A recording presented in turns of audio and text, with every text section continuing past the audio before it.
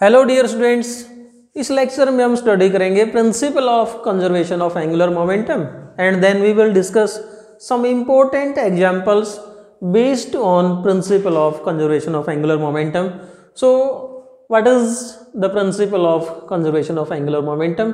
If we have a system of rotating particles और यदि उस सिस्टम पे कोई एक्सटर्नल टॉर्क ना लगे तो क्या होता है, उस सिस्टम का टोटल एंगुलर मोमेंटम कांस्टेंट रहता है. सो डिफाइन कैसे करेंगे इसको हम देखो.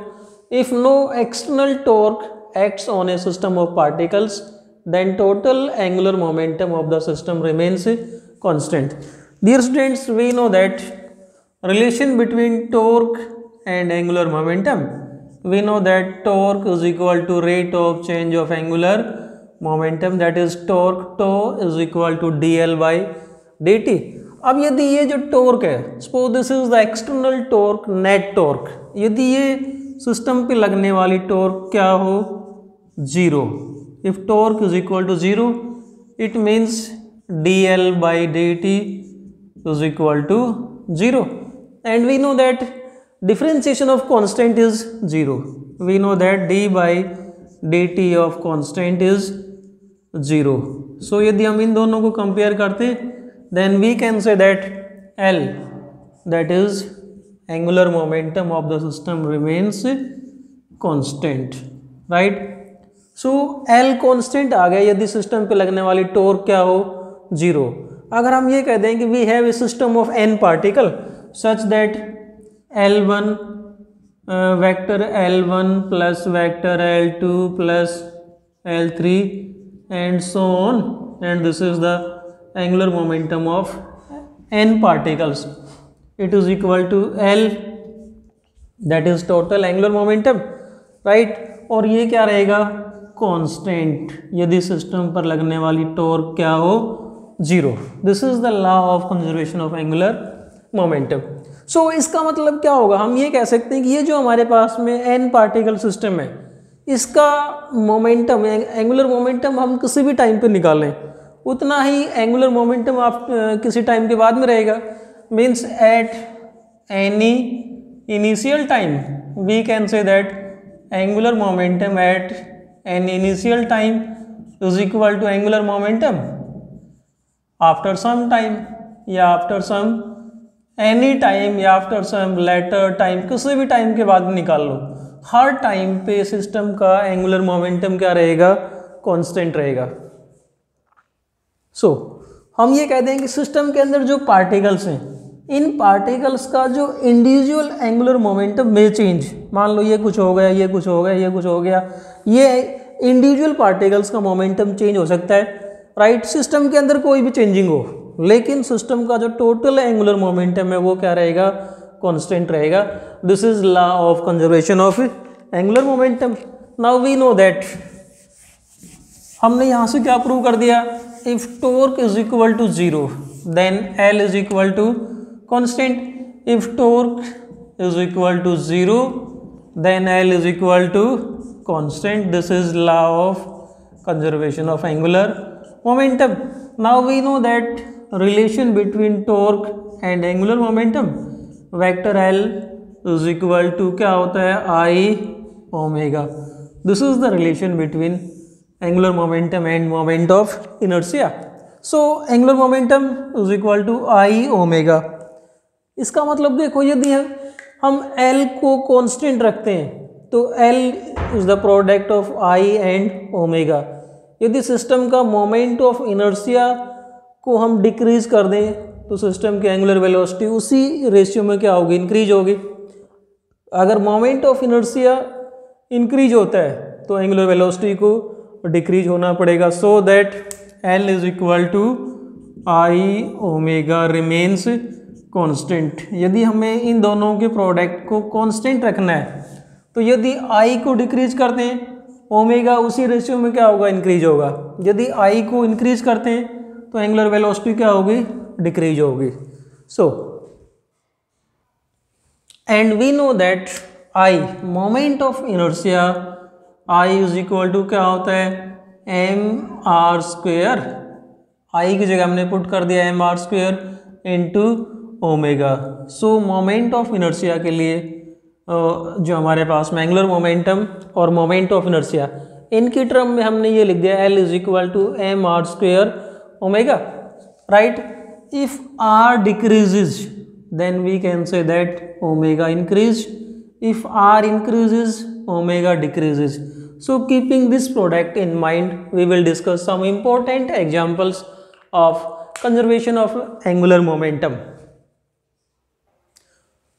आइए समझते हैं इसको कुछ एक एग्जाम्पल के द्वारा। जैसे पहला एग्जाम्पल लेते हैं, angular velocity of revolution of planet around the sun in an elliptical orbit increases when planet comes closer to sun and vice versa. इसका मतलब क्या है, देखो जैसे मान लो हम ये बात करते हैं, यहाँ पर सन है and we know that planet revolve around the sun in elliptical orbit. For example हम अर्थ की बात करते हैं, earth revolve around the sun. अब देखो जब अर्थ सन के चारों तरफ इस प्रकार के इलिप्टिकल ऑर्बिट में रिवॉल्व करती है, तो ये वाला जो डिस्टेंस है this is maximum distance and this is minimum distance. जब कोई प्लेनेट सन के चारों तरफ रिवॉल्व करता हुआ यहाँ पर आ गया, सन के नज़दीक पहुँचता है, then its moment of inertia I is equal to suppose this distance is r1, this distance is r2। So r1 कम हो गया, मोमेंट ऑफ इनर्शिया क्या हुआ, m r1 square. Suppose this is I1। अब जैसे ये प्लेनेट यहाँ से यहाँ पहुँचेगा, मोमेंट ऑफ इनर्शिया I2 क्या बना है उसका, m r2 स्क्वेयर। मास तो उतना ही है, mass of planet remains constant, लेकिन जब डिस्टेंस बढ़ गया मोमेंट ऑफ इनर्शिया क्या हो गया, इंक्रीज हो गया।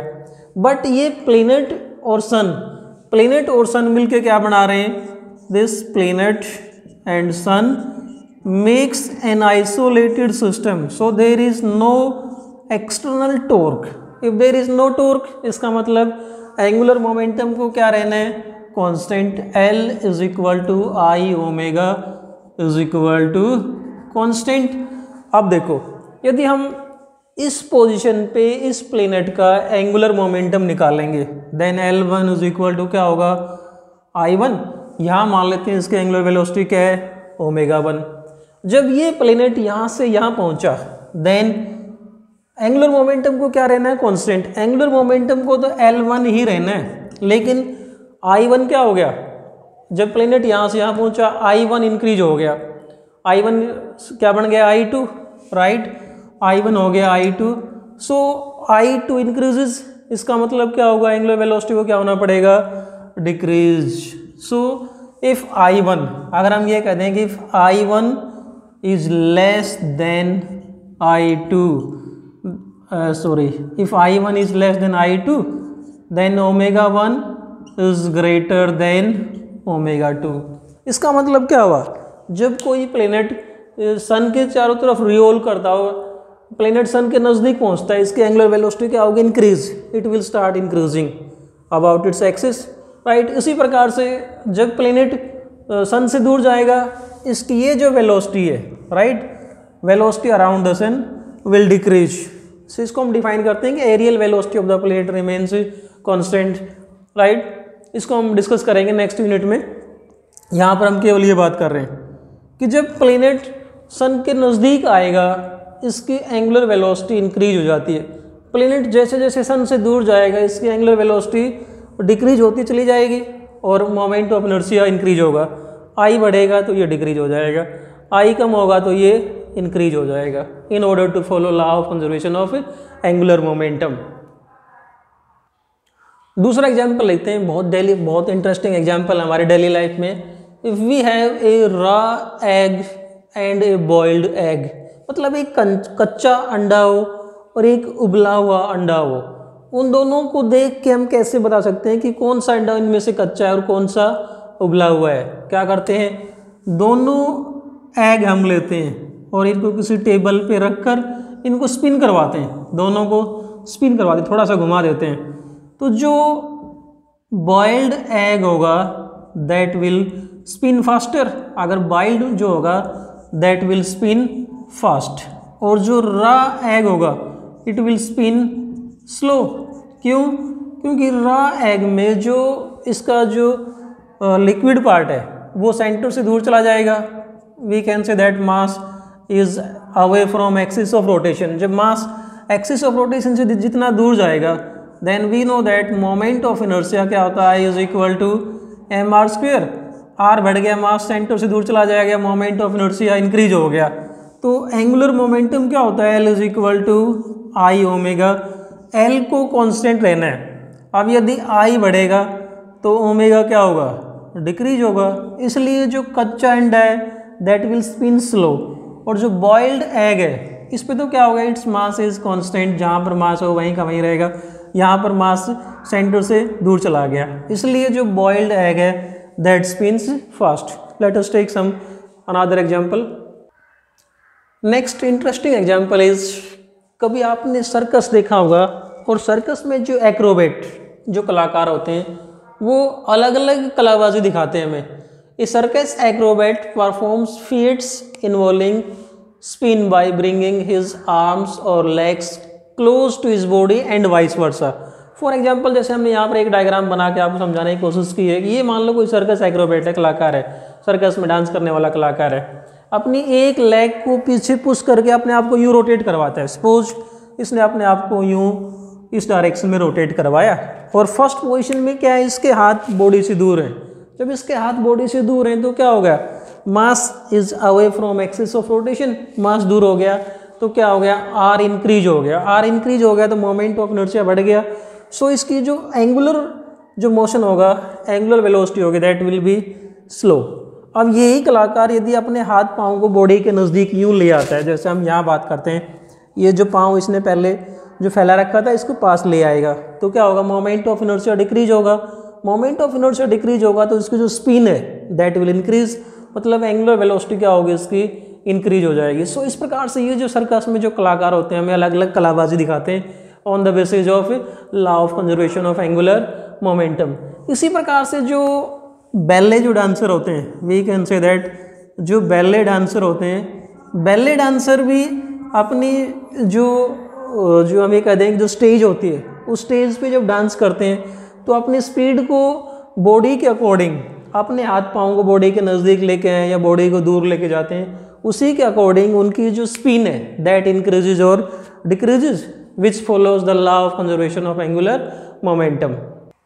इसी प्रकार से हम यहीं से दूसरा एग्जाम्पल ले सकते हैं कि मान लो ये हमारे पास में ये पर्सन, कोई आदमी है जो किसी रोटेटिंग प्लेटफॉर्म पे, suppose this is any rotating platform, और इस आदमी के हाथ में वेट है, मतलब डंबल ले रखे हैं इसने। अब ये इस प्लेटफॉर्म की स्पिन को, इसके एंगुलर वेलोसिटी को अपने इस डंबल के हिसाब से इंक्रीज और डिक्रीज कर सकता है। क्या होगा, यदि ये डंबल को पास पास ले आता है, मोमेंट ऑफ इनर्शिया डिक्रीज होगा। मोमेंट ऑफ इनर्शिया डिक्रीज होगा तो डंबल जो प्लेटफॉर्म की जो वेलोसिटी दैट विल इंक्रीज। अगर ये डंबल को दूर कर लेता है तो क्या होगा, मोमेंट ऑफ इनर्शिया इंक्रीज हो गया, तो इसकी जो एंगुलर वेलोसिटी है प्लेटफॉर्म की वो क्या हो जाएगी, डिक्रीज हो जाएगी। So angular velocity of this platform, rotating platform can be increase और decrease according to these weights. हम वेट को पास लाते हैं या दूर लेके जाते हैं, उसी के अकॉर्डिंग प्लेटफॉर्म की वेलोसिटी को इंक्रीज और डिक्रीज कर सकते हैं।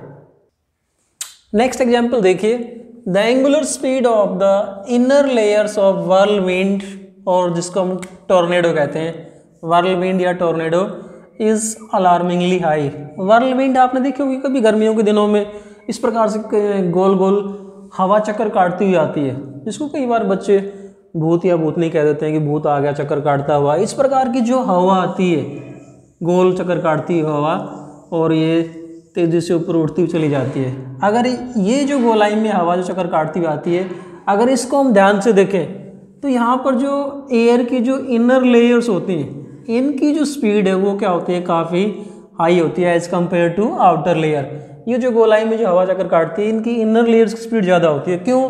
क्योंकि इनर लेयर्स का जो मोमेंट ऑफ इनर्शिया वो क्या होता है, कम होता है। आउटर लेयर्स का मोमेंट ऑफ इनर्शिया क्या होगा, ज़्यादा होगा।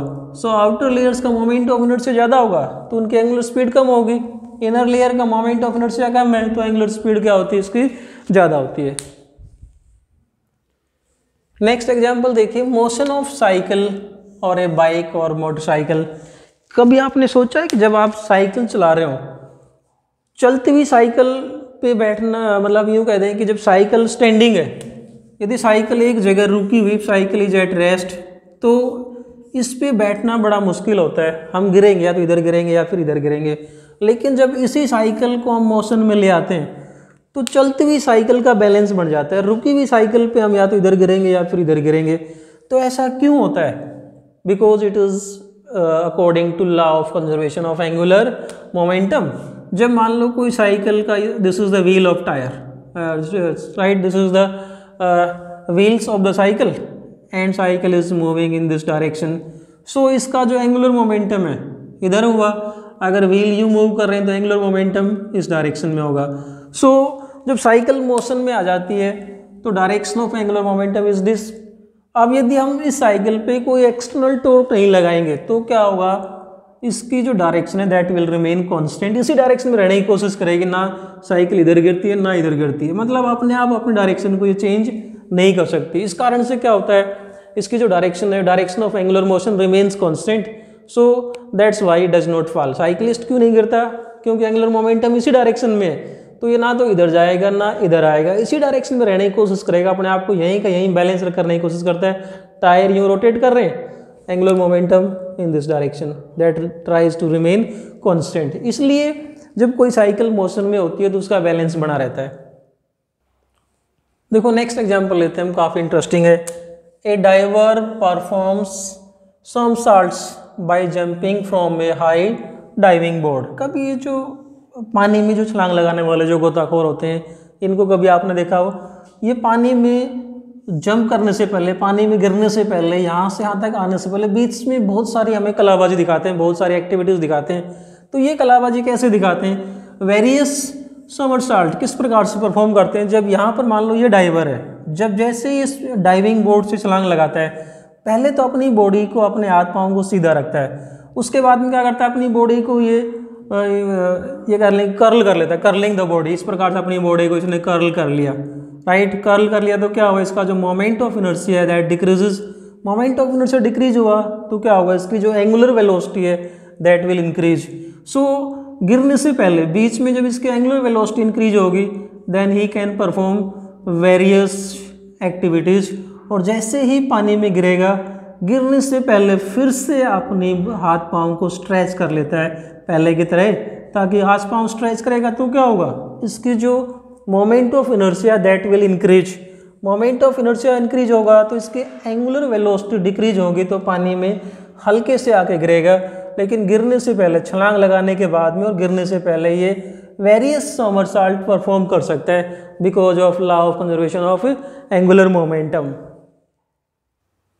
और यही सेम रीजन कभी आपने देखा हो, कभी किसी कैट, बिल्ली को या कभी किसी कुत्ते को आपने देखा हो, जब कोई कुत्ता या बिल्ली, कोई डॉग, कैट किसी हाई दीवार वॉल से जब कोई जंप लगाते हैं तो क्या करता है ये कुत्ता या बिल्ली, अपनी लेग्स को, अपनी टेल को इस प्रकार से स्ट्रेच कर लेते हैं ताकि क्या हो, इनका moment of inertia, right, moment of inertia क्या हो, इंक्रीजेस। जब मोमेंट ऑफ इनर्शिया इनका इंक्रीज होगा तो एंगुलर वेलोसिटी क्या होगी, इनकी कम होगी and they can fall easily, आसानी से गिर सकते हैं, ताकि हाथ पाँव फैलाने से मोमेंट ऑफ इनर्शिया क्या होगा, बढ़ गया, तो एंगुलर वेलोसिटी कम हो जाती है, इसलिए आसानी से छलांग लगा लेते हैं।